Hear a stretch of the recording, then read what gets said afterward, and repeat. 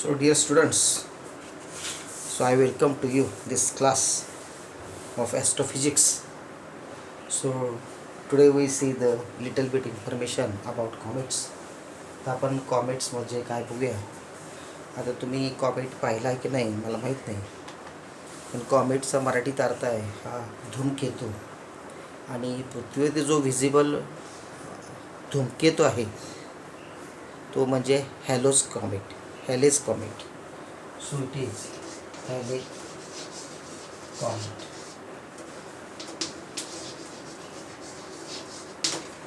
सायंटिस्टने हा हॅलीने पहिल्यांदा हा शोधून काढला म्हणून त्याला हॅलेस कॉमेट म्हणायचं. तो दर 76 वर्षांनी पृथ्वीवरती आपल्याला विजिबल होतो.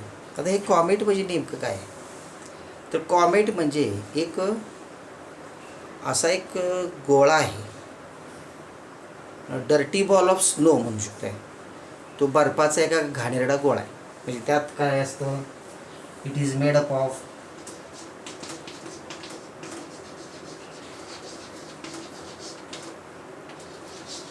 water, snow and some gases.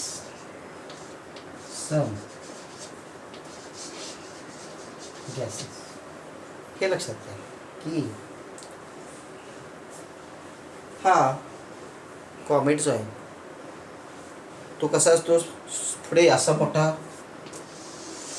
गोळा असतो सर, असा स्फेरिकल असा, आणि हा कम्प्लिटली सेंटर पार्ट हा संपूर्ण त्यात पाणी असतं, बर्फ असतं, सम गॅसेस इट कन्सिस्ट ऑफ. हा असा गोळा असतो आणि तो कधी कधी असा सर्क्युलर असा काय असं करतं इरेग्युलर शेपमध्ये असतो. ज्या वेळेला तो सूर्याच्या कॉन्टॅक्टमध्ये येतो त्यावेळेला आपल्याला त्याच्या पाठीमागं अशी शेपटी दिसते. So this is called as when it comes in contact with the sun, near to the sun. When it comes near to the sun it produces tail. मग ही टेल जी असते ती गॅसची असते, त्यातून सतत असे इट इज ग्लो, त्याच्या भोवती प्रकाशमानता असतात. सो असा हा कॉमेट असा पृथ्वीवर ज्यावेळी तो सूर्यापासून दूर असतो, so it is only irregular shape ball of the irregular shape असं म्हणू शकतो. हे शेप वेगळा असतो, पण तो कशाने म्हणून पडलेला आहे, water, snow and some gases. आता ही जी शेपटी का दिसते, ज्यावेळेला when it comes near to the sun, so that gas will it form a tail. That tail is made up of some gases. आणि काही ज्वालाग्राही पद्धत बाहेर पडतात, डस्ट पार्टिकल असतात, त्यात काही मिटिअर्स असतात. So this is Halley's comet. अजून हॅलेस कॉमेटबद्दल माहिती सांगायची म्हणजे so we can say that.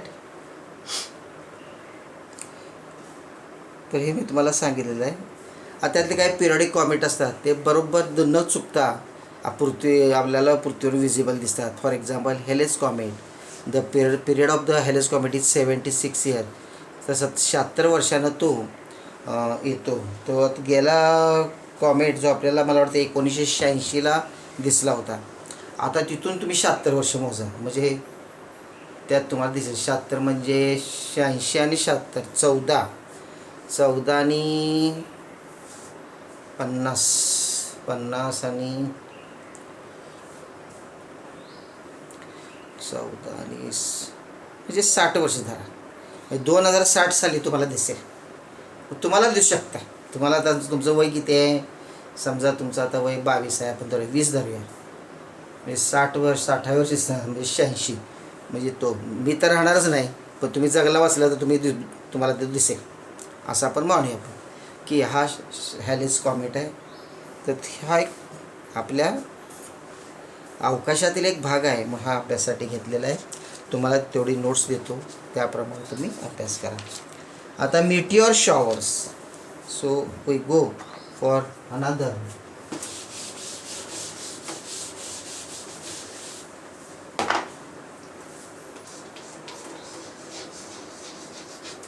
meteor showers. Meteor showers म्हणजे उल्कापात. उल्कापात होय की नाही? उल्कापात म्हणजे काय, तुम्हाला असं बाहेर असं खाली तारा निखळताना दिसतो होय की नाही, ते म्हणजे मग मेटिओर शॉवर लक्षात घ्या. मग तुम्ही त्याकडे बघून काहीतरी इच्छा मागता वगैरे आहे की नाही, बरेचसे हिंदी सिनेमा दाखवले तसंच आहे. तर मेटिओर शॉवर म्हणजे तर काय असतं की हा कधी होतो मेटिओर शॉवर, हा वर्षाव कधी होतो, ज्या वेळेला एखादा कॉमेट जर सूर्यामधून गेला असेल, पास झाला असेल, तर तो पास झाल्यानंतर अक्षरशः तो चांदण्यांचा वर्षाव तो खाली मेटिओर शॉवर आपल्याला दिसतात. आणि ते खाली येताना की नाही पृथ्वीच्या वातावरणात आल्यावर ते घर्षणामुळे ते पेट घेतात, म्हणून त्याला म्हणायचं मेटिओर शॉवर्स. तर ते अतिशय छान दिसतं, पण मला कधी ते पाहायला मिळालं नाही. पण तो मेटिओर शॉवर हा एक इंटरेस्टिंग आहे, ज्याच्यामध्ये की तो फक्त कधी दिसतो मेटिओर. तुम्हाला कधी पण ते मेटिओर मग दररोज तुम्ही बघितला तर मध्यरात्री तर मेटिओर्स भरपूर दिसतात, खाली उल्का पडताना दिसलेले असतात. तर मध्यरात्रीचं तुम्हाला दिसायला मिळतं चांगलं, एखादा दुसरा मिळतो. पण मेटिओर शॉवर पाऊस कधी पडेल मिटिओरचा, तर ज्या वेळेला की एखादा कॉमेट जर गेला पृथ्वीजवळून, तर तो साधारणतः लगेच त्यातले जे डस्ट पार्टिकल्स असतात ना ते खाली येतात पृथ्वीच्या गुरुत्वाकर्षण शक्तीमुळे, आणि ते खाली येताना घर्षणा जसे ते पृथ्वीच्या कक्षेत येतात त्या घर्षणामुळे ते पेट घेतात ते. So we can observe that is meteor shower, आणि ते अतिशय छान दिसतं. सो मेटिओर शॉवर हा बघा आणि दररोज रात्री बघितलं तर एखादा मेटिओर खाली पडताना दिसतोच. तर मेटिओर दिसतो म्हणजे काय, वरचा एखादा डस्ट पार्टिकल किंवा मेटल पार्टिकल हा खाली येत असतो, त्याला म्हणायचं meteor shower. So meteor shower can be observed when any comet is passes from sun. Then when it passed the sun, then only meteor showers can be observed. But every night you can observe 1 or 2 meteor falling on the earth. So this is about meteor shower.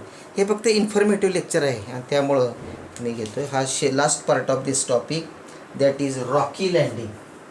दुसरं एक आहे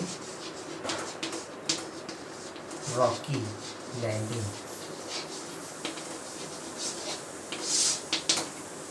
So as you know that friends, our Earth's universe contains, solar system contains any dust particles, metal particles in the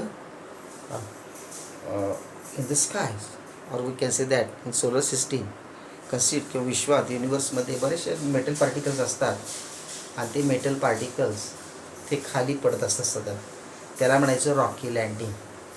आता काय काय त्याला 3 types of the Rocky लँडिंग्स आहेत. त्याला म्हणायचं मेटिओराइट्स. काय म्हणायचं त्याला, रॉकी लँडिंग म्हणजे काय, मेटिओराइट्स.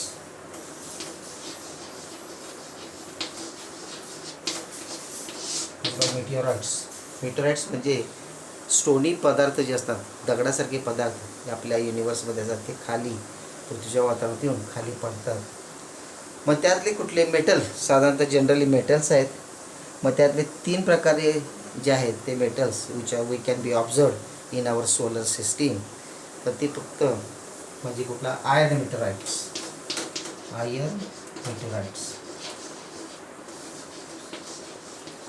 these are the present in our atmosphere. Iron meteorites म्हणजे आयर्न, निकेल, हे जे आहेत मेटिओराइट्स आयर्न मेटिओराइट्स आहेत. आणि ज्या वेळेला आणि त्यांची जी डेन्सिटी असते ते पाण्याच्या 8 पट असते. So they also fall on the earth. So iron meteorites. नंतर दुसरं stony iron meteorites. Second stony iron meteorites.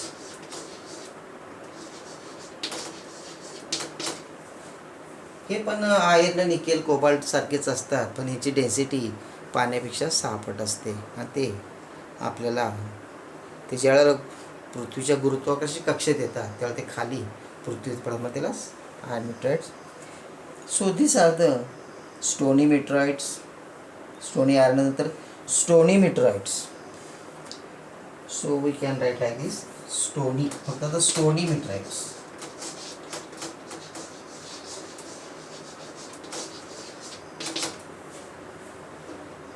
हे पण साधारणतः डस्ट पार्टिकल्स असतील स्टोनी मेट्रॉइड्समध्ये. त्यांची डेन्सिटी साधारणतः पाण्याच्या तीनपट असते आणि हे सुद्धा आपल्याला आपल्या वातावरणात आढळतात. So this is called rocky landings. तर तुम्हाला लक्षात आलं असेल की आपण काय केलं, कॉमेटपासून सुरुवात केली. कॉमेट म्हणजे मी तुम्हाला सांगितलं की कॉमेट म्हणजे एक आईस बॉल म्हणूया त्याला, डर्टी आईस बॉल आहे. तो पाण्याने, बर्फाने आणि काही गॅसेसने मिळून बनलेला आहे. तो ॲक्च्युअली कसा असतो, असा गोळा असतो. तो असा जात असतो. जो पण तो सूर्याजवळ जात नाही तोपर्यंत त्याला शेफ्टी नसते. तो असा इरेग्युलर शेपच असतो. But when it comes near to the sun, tail is produced to it which is made up of some gases. So ते चांगलीच अगदी पास आलं तर हा कॉमेट आहे. तो डर्टी पाण्याचा गोळा आहे. तो असा फिरत असतो.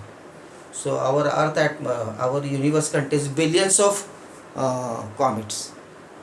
आपले जे युनिवर्स आहे त्याच्यामध्ये बिलियन्स ऑफ म्हणजे कोटीच्या पुढं आहेत आपल्याकडं कॉमेट्स. पण त्यातले ते सगळे दिसत नाहीत आपल्याला, का ते आपल्यापासून अतिशय लांब असतात. एकच पिरियडिक कॉमेट असतो, तो म्हणजे हॅलेस कॉमेट आहे. तो आपल्याला दर 76 वर्षांनी दिसतो. हा कॉमेटच्याबद्दल मी तुम्हाला माहिती सांगितलेली आहे, टेल्सबद्दल सांगितलेलं आहे. नंतर तुम्हाला पिरियडिक कॉमेट म्हणजे हॅलेस कॉमेट इज पिरियडिक कॉमेट. तर काही कॉमेट्स आहेत, बरेचसे पण असतील पृथ्वीच्या जवळून येत असतील, आपल्याला भारतात दिसत नसतील, जगाच्या इतर प्रांतातून ते दिसत असतील कदाचित. आपल्याला जास्त माहीत नाही त्याबद्दल. नंतर मिटिऑर शॉवर्स, उल्कापातबद्दल पाहिलं की when pass away from the sun comets then meteor shower is observed. तर मिटिऑर शॉवर म्हणजे काय, डस्ट पार्टिकल्स वगैरे खाली येत असतात. ते खाली येताना पृथ्वीच्या वातावरणात ते पेट घेतात. त्यामुळं आपल्याला असं दिसतं की ते चांदण्यांचा वर्षाव झाला असं दिसतं. ते पेटलेले पार्टिकल्स तुम्ही दररोज डे टू डे लाईफमध्ये तो मिटिऑर शॉवर बघता. एखादा दुसरा उल्का पडत असतो, तो म्हणजे काय, वरचं डस्ट पार्टिकल खाली येत असतं. ते पडतं म्हणजे चांदणी पडत नाही, ते चांदणी म्हणजे स्टार, ते काय पडत नाही. डस्ट पार्टिकल्स पडत असताना ते वातावरणात आले की ते घर्षणाने पेटत येतात आणि त्यावेळेला आपल्याला ते उल्का. So this is meteor showers. नंतर आपण रॉकी लँडिंगबद्दल बघितलं. So these are the 3 basic terms. So आजच्या दिवशी हे टॉपिक तुमचा आज संपलेला आहे. त्याचे ऑब्जेक्टिव्ह मी तुम्हाला पाठवून देतो. So thank you.